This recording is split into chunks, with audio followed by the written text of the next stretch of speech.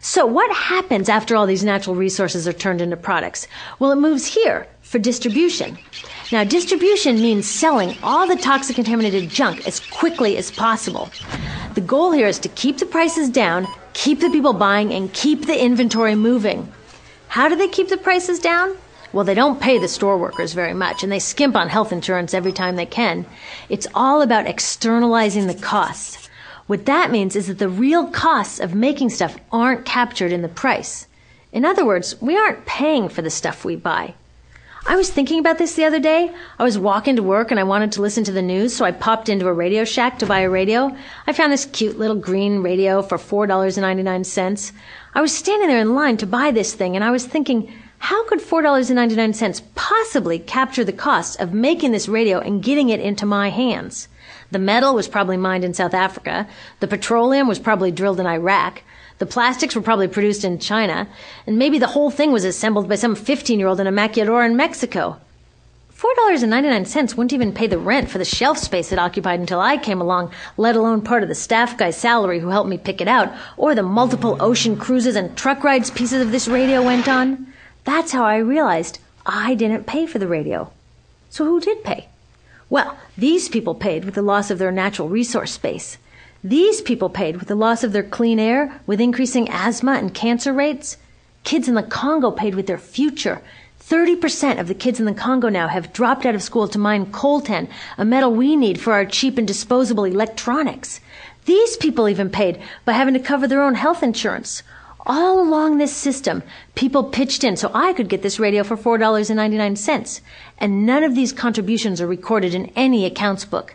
That's what I mean by the company owners externalize the true costs of production. And that brings us to the golden arrow of consumption. This is the heart of the system, the engine that drives it. It is so important that protecting this arrow has become the top priority for both of these guys. That's why after 9/11, when our country was in shock, and President Bush could have suggested any number of appropriate things, to grieve, to pray, to hope. No, he said to shop. To shop! We have become a nation of consumers. Our primary identity has become that of being consumers, not mothers, teachers, farmers, but consumers. The primary way that our value is measured and demonstrated is by how much we contribute to this arrow, how much we consume. And do we? We shop and shop and shop, keep the materials flowing, and flow they do. Guess what percentage of total materials flow through this system is still in product or use 6 months after their date of sale in North America? 50%? 20%? No, 1%. 1. In other words, 99% of the stuff we harvest, mine, process, transport, 99% of the stuff we run through this system is trashed within 6 months. Now, how can we run a planet with that level of materials throughput? It wasn't always like this. The average U.S. person now consumes twice as much as they did 50 years ago. Ask your grandma. In her day, stewardship and resourcefulness and thrift were valued. So how did this happen? Well, it didn't just happen. It was designed. Shortly after World War II, these guys were figuring out how to ramp up the economy. Retailing analyst Victor Lebeau articulated the solution that's become the norm for the whole system. He said, our enormously productive economy demands that we make consumption our way of life, that we convert the buying and use of goods into rituals, that we seek our spiritual satisfaction, our ego satisfaction in consumption. We need things consumed, burned up, replaced, and discarded at an ever-accelerating rate. President Eisenhower's Council of Economic Advisors chairman said that the American economy's ultimate purpose is to produce more consumer goods. More consumer goods? Our ultimate purpose? Not provide health care or education or safe transportation or sustainability or justice? Consumer goods? How did they get us to jump on board this program so enthusiastically?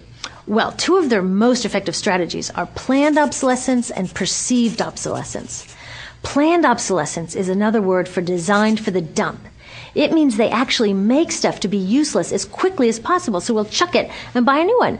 It's obvious with things like plastic bags and coffee cups, but now it's even big stuff. Mops, DVDs, cameras, barbecues even, everything. Even computers. Have you noticed that when you buy a computer now, the technology is changing so fast that in just a couple of years, it's actually an impediment to communication? I was curious about this, so I opened up a big desktop computer to see what was inside. And I found out that the piece that changes each year is just a tiny little piece in the corner. But you can't just change that one piece because each new version is a different shape. So you gotta chuck the whole thing and buy a new one. So I was reading industrial design journals from the 1950s when planned obsolescence was really catching on. These designers are so open about it. They actually discuss how fast can they make stuff break that still leaves the consumer having enough faith in the product to go out and buy another one. It was so intentional. But stuff cannot break fast enough to keep this arrow afloat. So there's also perceived obsolescence. Now, perceived obsolescence convinces us to throw away stuff that is still perfectly useful. How do they do that? Well, they change the way the stuff looks. So if you bought your stuff a couple of years ago, everyone can tell that you haven't contributed to this arrow recently. And since the way we demonstrate our value is contributing to this arrow, it can be embarrassing. Like, I've had the same fat white computer monitor on my desk for 5 years. My coworker just got a new computer. She has a flat, shiny, sleek monitor. It matches her computer, it matches her phone, even her pen stand. She looks like she's driving in Spaceship Central, and I look like I've got a washing machine on my desk. Fashion is another prime example of this. Have you ever wondered why women's shoe heels go from fat one year to skinny the next to fat to skinny? It's not because there's some debate about which heel structure is the most healthy for women's feet. It's because wearing fat heels in a skinny heel year shows everybody that you haven't contributed to that arrow as recently, so you're not as valuable as that person in skinny heels next to you, or more likely in some ad. It's to keep us buying new shoes. Advertisements and media in general plays a big role in this. Each of us in the U.S. is targeted with over 3,000 advertisements a day. We see more advertisements in 1 year than people 50 years ago saw in a lifetime.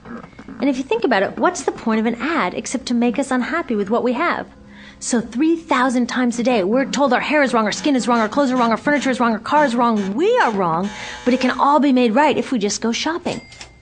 Media also helps by hiding all of this and all of this. So the only part of the materials economy we see is the shopping.